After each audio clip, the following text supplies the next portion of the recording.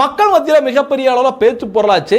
இங்க ஏன் ஆம்புலன்ஸ் வந்துச்சு, ஏன் இந்த குறுகிய இடத்துல இடம் கொடுத்தாங்க அப்படின்னு மக்கள் அடுக்கடுக்கான கேள்விகளை கேட்ட உடனே ஊடகத்தில் சமூக ஊடகத்தில் பேச்சு பொருள் ஆன உடனே திமுக உடனடியாக அடுத்த கட்ட முடிவு எடுக்கிறாங்க. என்ன அப்படின்னு பார்த்தீங்கன்னா, யாராவது இந்த விவகாரத்தை பற்றி சமூக ஊடகத்தில் பேசினாலோ இல்லை ஏதாவது இதை பற்றி பேசினாலோ உடனடியாக கைது செய்யப்படுவீர்கள் அப்படின்னு சொன்னதோட மட்டும் இல்லாமல் 25 சேனலை டார்கெட் பண்ணி அதில் இருக்கின்ற முக்கியமான நபர்களை தொடர்ந்து கைது பண்ணிட்டு வராங்க.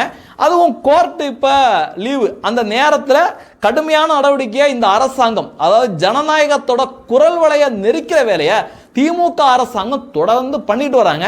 இப்படி ஜனநாயக படுகொலையை செஞ்சிட்டு இருக்க ஸ்டாலின் அவர்களுக்கு எதிராக, திமுகவுக்கு எதிராக இபிஎஸ் எதிர்க்கட்சி தலைவர் எடப்பாடி பழனிசாமி அவர்கள் மிக முக்கியமான கேள்விகளை எழுப்பியிருக்காரு. உங்கள் கட்சிக்காரர்கள் தமிழ்நாடு மாணவர் சங்கம் என்ற பெயரில் போஸ்ட் ஒட்டிட்டு இருக்காங்களே, அதெல்லாம் அவதூறு கிடையாதா? உங்கள் அரசின் காவல்துறை பிரச்சாரம் செய்ய ஒதுக்கிய இடத்தில் குளறுபடிகள் இருந்திருக்கின்றன. திமுகவின் வழக்கமான ஆம்புலன்ஸ் அரசியல் தடியடி நடத்திய காட்சிகள் வெளிவந்தது. அதை பற்றி பொதுமக்கள் பேசுவது இவையெல்லாம் வதந்தியா அப்படின்னு கேட்டிருக்காரு.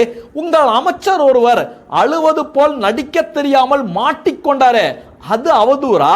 அல்லது உங்கள் மகனும் துணை முதலமைச்சரும் கரூருக்கு சும்மா ஒரு ஃபார்மாலிட்டிக்கு வந்துட்டு உடனடியாக மீண்டும் துபாய்க்கு பறந்தாரே, அது அவதூறா?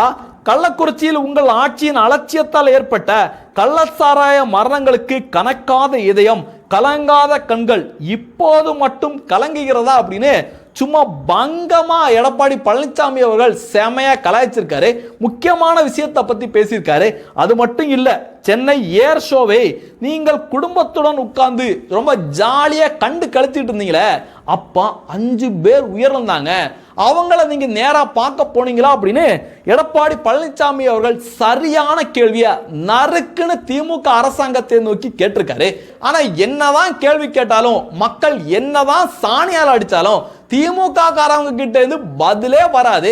எப்படியாவது மடை மாற்றணும், ஏதாவது மறைக்கணும் அப்படிங்கிற முயற்சியில தான் திமுக காரவங்களும் ஸ்டாலினும் இருப்பாங்களே தவிர உண்மைக்கும் திமுகவுக்கும் உண்மைக்கும் ஸ்டாலினுக்கும் சம்பந்தமே கிடையாது.